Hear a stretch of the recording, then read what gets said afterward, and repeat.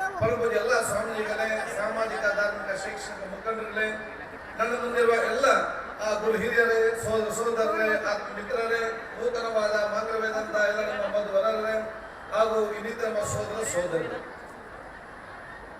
ವಿಶ್ವದ ಸಂಸ್ಕೃತಿಯ ಸಾರ ಎಲ್ಲಿ ನೋಡ್ಬೇಕಂತ ಹೇಳಿದರೆ ಅದು ಭಾರತ ದೇಶದ ಸಂಸ್ಕೃತಿಯನ್ನು ನಾವು ನೋಡಬೇಕಂತ. ಭಾರತ ದೇಶದ ಸಂಸ್ಕೃತಿ ಎಲ್ಲಿದೆ ಅಂತ ನೋಡ್ಬೇಕಾದ್ರೆ ಅದು ನಾವು ಕರ್ನಾಟಕದ ಸಂಸ್ಕೃತಿಯನ್ನು ನಾವು ನೋಡ್ಬೇಕಂತ.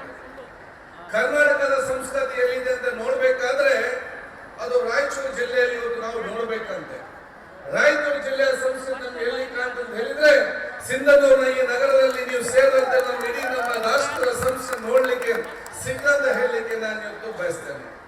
ಈ ಒಂದು ಐತಿಹಾಸಿಕವಾದ ಕಾರ್ಯಕ್ರಮ ಹಮ್ಮಿಕೊಂಡಂತ ಬಸವನಗೌಡ ಬಾದಾಮಿ ಮತ್ತು ಎಲ್ಲರ ಸಂಮಿತ್ರರನ್ನು ನಾನು ವಿಶೇಷವಾಗಿ ನನ್ನ ಅಭಿನಂದನೆ ಶುಭಾಶಯ ಸಲ್ಲಿಸಲಿಕ್ಕೆ ನಾನು ಇವತ್ತು ಬಯಸ್ತೇನೆ.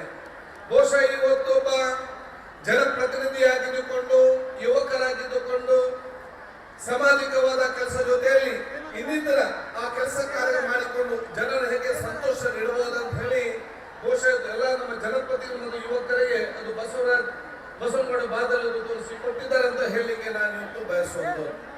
ಇವತ್ತು ಬಹುಶಃ ಬೇರೆ ಬೇರೆ ಕಾರ್ಯಕ್ರಮ ಇವತ್ತು ಹಮ್ಮಿಕೊಂಡಿದ್ದಾರೆ. ಈ ಒಂದು ಸಂದರ್ಭದಲ್ಲಿ ಬಹುಶಃ ಈಗಾಗಲೇ ಮಗಳಿಗೆ ಮಧುವರರಿಗೆ ನನ್ನ ವಿಶೇಷ ಶುಭಾಶಯ ನಾನು ಇವತ್ತು ಸಲ್ಲಿಸಲೇ ಬಯಸ್ತೇನೆ.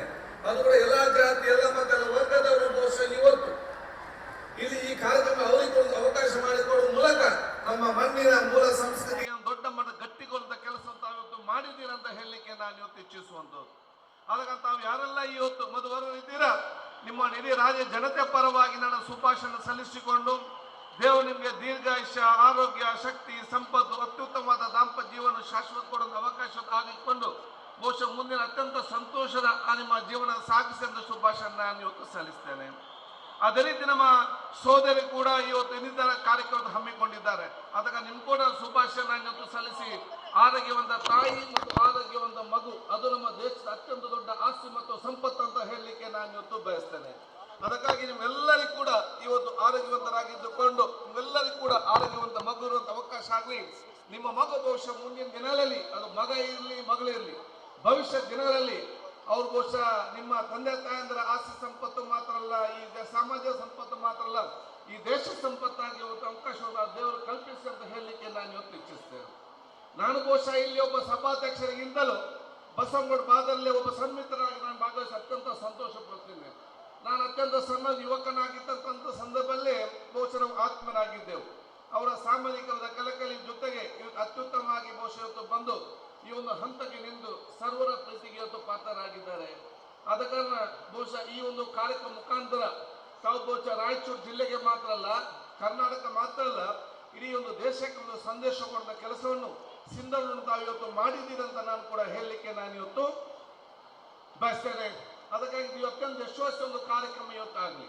ನಾನು ಬಹುಶಃ ಎಲ್ಲ ನಮ್ಮ ಸಂಮಿತ್ರರಿಗೆ ಹೇಳಿದಿಷ್ಟೇ, ಧಾರ್ಮಿಕ ನಂಬಿಕೆ ಅದು ಯಾವುದು ಕೂಡ ದೌರ್ಬಲ್ಯವಲ್ಲ. ಧಾರ್ಮಿಕ ನಂಬಿಕೆ ಅದು ನಮ್ಮ ಮಣ್ಣಿನ ದೊಡ್ಡ ಮಟ್ಟದ ಶಕ್ತಿ ಇವತ್ತು ಆಗಿದೆ ಅಂತ ಹೇಳಲಿಕ್ಕೆ ನಾನು ಇವತ್ತು ಬಯಸ್ತೇನೆ.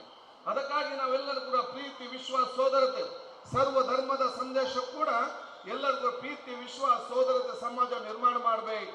ನಾವು ಪರಸ್ಪರ ಒಬ್ಬರೊಬ್ಬರ ಸಂಸ್ಕೃತಿಯನ್ನು ಅರ್ಥ ಮಾಡಿಕೊಳ್ಬೇಕು. ಒಬ್ಬರೊಬ್ಬರ ಸಂಸ್ಕೃತಿ ಅರ್ಥ ಮಾಡಿಕೊಳ್ಳುವ ಮೂಲಕ ವಿಶ್ವಾಸಬದ್ಧವಾದ ಸಮಾಜ, ಅಭಿವೃದ್ಧಿಯ ಕರ್ನಾಟಕ ಮತ್ತು ಬಲಿಷ್ಠವಾದ ಭಾರತ ನಿರ್ಮಾಣ ಮಾಡದೆ ಅದು ನಮ್ಮೆಲ್ಲ ದೊಡ್ಡ ಕನಸಂತ ಆಲೋಚನೆ ಮಾಡಬೇಕಂತ ಹೇಳಲಿಕ್ಕೆ ನಾನು ಇವತ್ತು ಬಯಸ್ತೇನೆ. ಅದು ಇವತ್ತು ಸಿಂಧನೂರಿನ ಒಂದು ಗೌರವ ಇರಲಿ, ಕರ್ನಾಟಕದೊಂದು ಗೌರವ ಇರಲಿ. ಅದು ನಮ್ಮಲ್ಲಿ ಎಷ್ಟು ಇವತ್ತು ಶ್ರೀಮಂತರಿದ್ದಾರೆ, ಎಷ್ಟು ಬಂಗ್ಲೆ ಇದೆ, ಎಷ್ಟು GDP ಇದೆ, ಅದು ನಮ್ಮ ರಾಜ್ಯದ ಮತ್ತು ನಮ್ಮ ಜಿಲ್ಲೆಯ ಒಂದು ಬಹುಶಃ ಒಂದು ದೊಡ್ಡ ಅಭಿಮಾನ ಮತ್ತು ಗೌರವ ಅಲ್ಲ. ನಮ್ಮ ಜಿಲ್ಲೆ ಮತ್ತು ನಮ್ಮ ರಾಜ್ಯದ ದೊಡ್ಡ ಮಟ್ಟದ ಗೌರವ ಯಾವುದಂತ ಹೇಳಿದ್ರೆ ನಾವೆಲ್ಲ ಜಾತಿ ಎಲ್ಲ ಮತದವರೆಗೂ ನಾವು ಎಷ್ಟು ಒಗ್ಗಟ್ಟಿನಿದ್ದೇವೆ ಅದು ನಮ್ಮ ದೊಡ್ಡ ಗೌರವ. ಆ ಗೌರವ ಸ್ಥಾಪಿಸುವಂತ ಕೆಲಸ ಅದು ನಮ್ಮಿಂದ ಆಗ್ಬೇಕಂತ ಹೇಳಲಿಕ್ಕೆ ನಾನು ಇವತ್ತು ಬಯಸ್ತೇನೆ. ಒಗ್ಗಟ್ಟಂತ ಹೇಳಿದ್ರೆ ಅದು ನಾನು ಹೇಳಿದ್ದೆ ಆಗ್ಬೇಕಂತ ಒಗ್ಗಟ್ಟಾಗ್ಲಿಕ್ಕೆ ಸಾಧ್ಯವಿಲ್ಲ. ಒಗ್ಗಟ್ಟಂತ ಹೇಳಿದ್ರೆ ಸಾಮರಸ್ಯ ಸಮಾಜ ನಿರ್ಮಾಣ ಮಾಡುವ ಜವಾಬ್ದಾರಿಯಿಂದ ಹಮ್ಮಿಕೊಳ್ಳೋದು ಅವಕಾಶ ಆಗ್ಬೇಕು. ಸಾಮರಸ್ಯ ಸಮಾಜ ಅಂತ ಹೇಳಿದ್ರೆ ಭಿನ್ನಾಭಿಪ್ರಾಯ ಇರಬಾರ್ದು ಅಂತ ಹೇಳಿ ಅಲ್ಲ. ಭಿನ್ನಾಭಿಪ್ರಾಯ ಇಲ್ಲದಿದ್ರೆ ಸಾಮರಸ್ಯ ಇರಲಿಕ್ಕೆ ಸಾಧ್ಯ ಇಲ್ಲ. ಎಲ್ಲಿ ಎರಡು ಮನುಷ್ಯರು ಇರ್ತಾರ, ಎಲ್ಲಿ ಎರಡು ವರ್ಗ ಇರ್ತದೆ, ಅಲ್ಲಿ ಸ್ವಾಭಾವಿಕ ಇದ್ದೇ ಇರ್ತದೆ. ಆದ್ರೆ ಇದ್ದಂತೆಲ್ಲ ಭಿನ್ನಾಭಿಪ್ರಾಯ ನಾವು ಸ್ವೀಕರಿಸಿಕೊಂಡು ಅದನ್ನು ಪರಸ್ಪರ ಚರ್ಚೆ ಮಾಡಿಕೊಂಡು ಒಬ್ಬರೊಬ್ಬರು ಅರ್ಥ ಮಾಡಿಕೊಂಡು ನಾವೆಲ್ಲರೂ ಒಗ್ಗಟ್ಟಿಂದ ಕೈ